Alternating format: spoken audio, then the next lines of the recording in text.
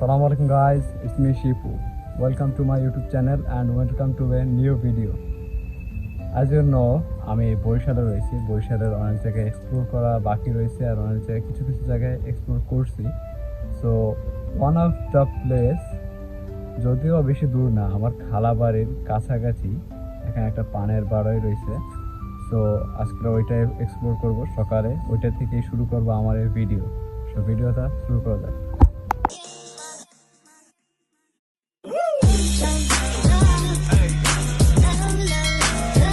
পানের বরটা আলহামদুলিল্লাহ ভালোই বড় ছিল। এত বড় পানের বর সহজে দেখা যায় না। শহরের বুকে যেহেতু আমরা থাকি সেহেতু পানের বরটার এসব দেখা যায় না। আর এই পানের বরটা এসে খুবই ভাল লাগতেছিল।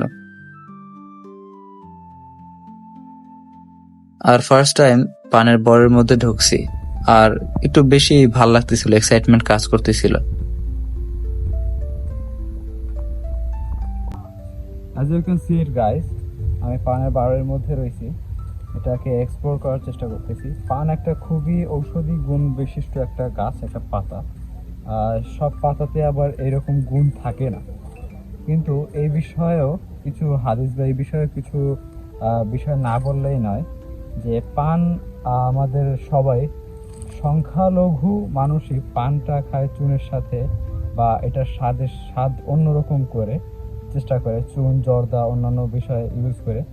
কিন্তু এই পানের বিষয়ে আমাদের নবী করিম সাল্লাল্লাহু আলাইহি সাল্লাম বলছিলেন একবার, এরকম একটা হাদিসে শুনছি যে এমন এই হাদিসটা যে পান খাওয়া যাবে কিন্তু যতক্ষণ পর্যন্ত না পান মুখ লাল হয়ে যাচ্ছে। একবার নবী করিম সাল্লাল্লাহু আলাইহি সাল্লাম পান মুখে দিছিলেন, দেওয়ার পরে যখনই তিনি দেখছেন যে মুখটা লাল হয়ে গেছে পান খাওয়ার পর, তখন তিনি তাড়াতাড়ি সেটাকে থুতু করে ফালাই দিছেন। আর এটাকে আদেশ দিয়ে গেছেন যে কখনো এইরকম করে পান খাওয়া যাবে না যার ফলে মুখ লাল হয়ে যায়। সো আমার এটা একটা মেসেজ যে নবীজি এটা আমাদেরকে বারণ করে গেছে। পান খাওয়া এটা একটা ঔষধি গাছ, খালি পান খাওয়া এটা ভালো, যে পানের সাথে কিছু মিশাই খাওয়া এটা সায়েন্টিফিকভাবে এখন ডাক্তাররাও বলে যে চুন মুখে নিলে এটা মুখের ক্ষতি করে, মানুষের ক্যান্সারের কারণ জর্দা, এসব আশার বিষয়। তো আর এটা 1400 বছর আগে আমার নবী সে বলে গেছেন। তাই আমার রিকোয়েস্ট যে আমার কথা না মানলেও অন্তত আমরা যারা মুসলিম ভাই বোনেরা আছি আমরা নবীজির কথাটা অন্তত মানব। ওয়েলকাম अगेन গাইজ, দুপুরের কড়া রোদ্দুরের পর বিকালের এত সুন্দর একটা মেঘাচ্ছন্ন আবহাওয়ায়, আর আপনারা দেখতে পারেন এই হচ্ছে ভিউ।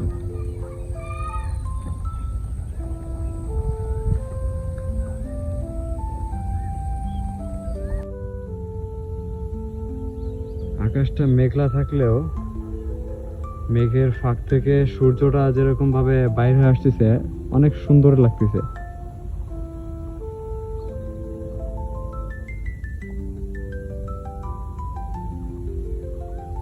মাশাআল্লাহ, আর একটু একটু বৃষ্টিও নামতেছে।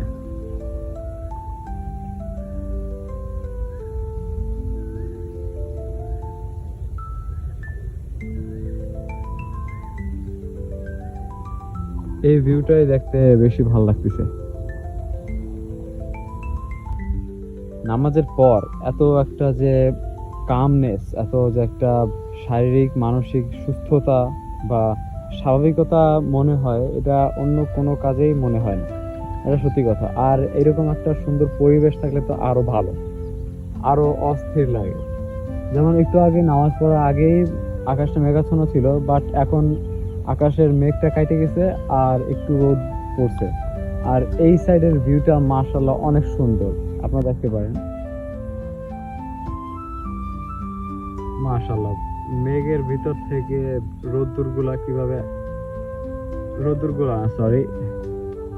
মাশাআল্লাহ মেঘের ভিতর থেকে রোদ্দুরটা কিভাবে বাইরে আসতেছে।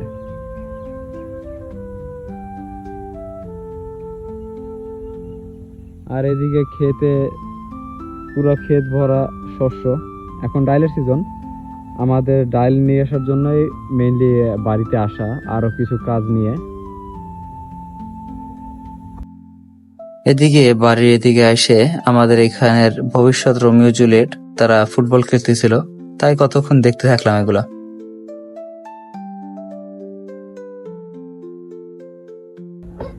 আর আকাশ আমার খুবই পছন্দ, তাই আবার আকাশটা দেখতে থাকলাম। আকাশটা আসলে সুন্দর ছিল। দেন মাগরিবের নামাজ পড়তে চলে গেলাম মসজিদের দিকে। আর বাসার দিকে আসার পরে দেখি আম্মু কত সুন্দর মুরব্বা বানাইছে আমাদের জন্য। নেক্সট ডে দুপুরের দিক থেকেই আকাশটা অনেক মেঘলা মেঘলা ছিল, আর বাতাসটা মিষ্টি থাকায় আমি প্রথমে বুঝতে পারছিলাম যে ঝড় ছাড়বে আর সাথে সাথে অনেক বৃষ্টি হবে।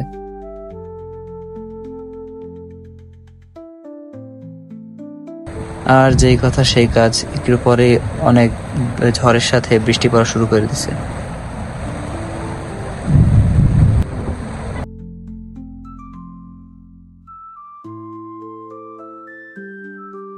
আর এদিকে মেঘটা একটু কাটছে, আকাশটা একটু ফর্সা ফর্সা লাগতেছিল, তাই দেখে আমার মেজো ভাই সে আম চুরি করতে চলে গেছে। দেন আমি কিছু ডাল ভাজা নিয়ে দরজার সামনে প্রকৃতির এত সৌন্দর্য দেখতে দেখতে ডাল ভাজাগুলো খাইতে থাকি।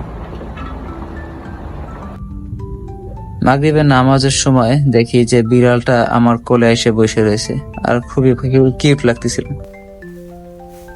দেন পরের দিন আম্মু একটা প্ল্যান করছে, যেহেতু তারপরে চলে যাব, খুলনা চলে আসব, তাই আম্মু আমাকে বাজারে পাঠাইছে যাতে করে আমরা একটা পিকনিক করতে পারি ছোটখাটো।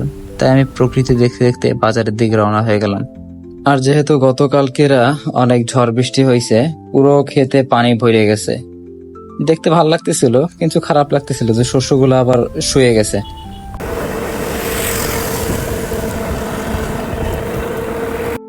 দেন তেল কিনলাম আর মশলা কিনলাম, তারপরে চলে গেলাম মুরগি কিনতে। মুরগিগুলা দাম একটু বেশি ছিল গ্রামের ওদিকে। তারপরে মুরগি কিনে ড্রেসিং করে বাসার দিকে চলে গেলাম। তারপর পিকনিকের জন্য আম্মু মুরগিগুলোকে কাইটে সাইড করে রাখছে, কিন্তু কষ্টের বিষয় হচ্ছে যে সেদিন আর গ্যাস ছিল না, তাই আর পিকনিকটা করা হলো না।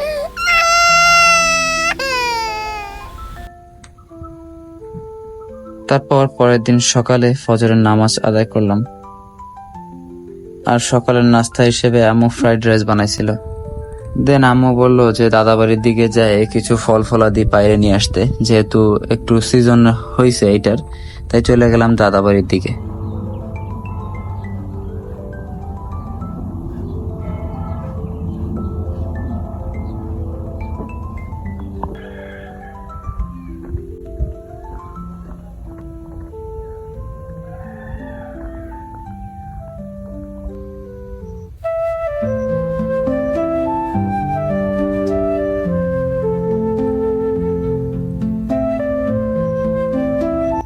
আমার আগের ভিডিওতে বলছিলাম গাইস যে আমার এই যে গাছটা শুয়ে গেছে, তাও আল্লাহর মতো ভালোই ফলন দেয়। যেমন এবারে এই যে ফলন দিছে, ওগুলো একটু ছোট, তাও বিষয় না, ওইগুলো আপাতত কাটবো না। ওইটা খালামণিকে বলে দেবো যে খালামণি যেন খুলনায় পাঠায় দেয়।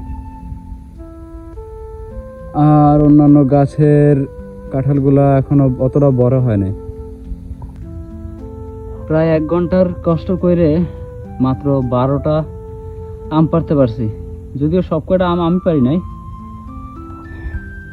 পাশের ঘরের চাচা তো ভাবি, উনি এসে আমটা পাইরে দিয়ে গেছে, আমি মাত্র 4টা আম পারছি।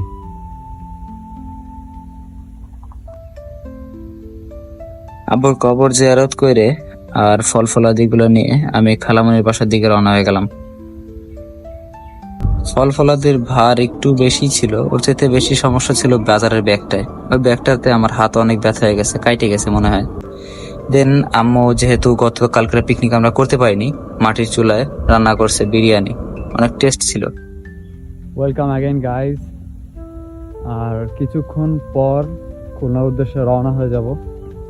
বরাবরের মতো একটু খারাপ লাগতেছে, বাট অতটাও খারাপ লাগতেছে না যেটা আগের বার হইতো, কারণ এবার একটু বেশি টাইমে ঘুরছি আর এবারে একটু বেশি টাইম স্পেন্ড করছি। আবার আরেকটা কথা হচ্ছে যে এখন আর বয়সটা ওইরকম নাই বেশি খারাপ লাগার, এর জন্য।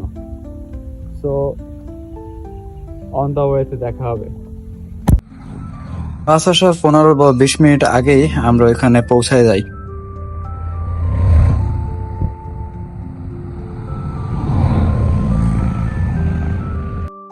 আলহামদুলিল্লাহ আমরা বাসে উঠে রওনা দিই।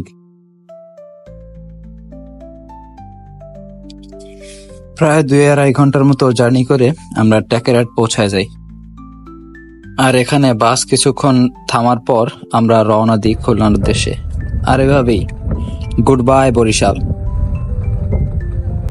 আর এখন বাজে 7:21, আর ঘন্টাখানেকের মধ্যেই আমরা খুলনার মধ্যে পৌঁছায় যাবো ইনশাল্লাহ।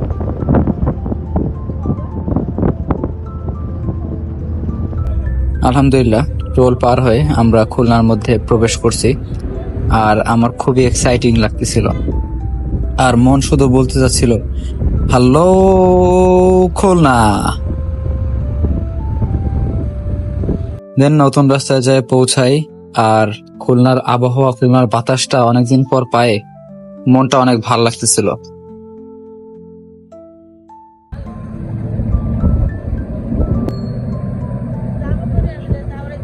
আর সে চির চেনা পরিচিত জায়গাগুলো দেখতে দেখতে আমার বাসার উদ্দেশ্যে রওনা হয়ে গেলাম। ভিডিওটা ভালো লাগলে লাইক, শেয়ার এন্ড সাবস্ক্রাইব করবেন। আর ইনশাল্লাহ নতুন একটা ভিডিওতে আপনাদের সবার সাথে দেখা হবে।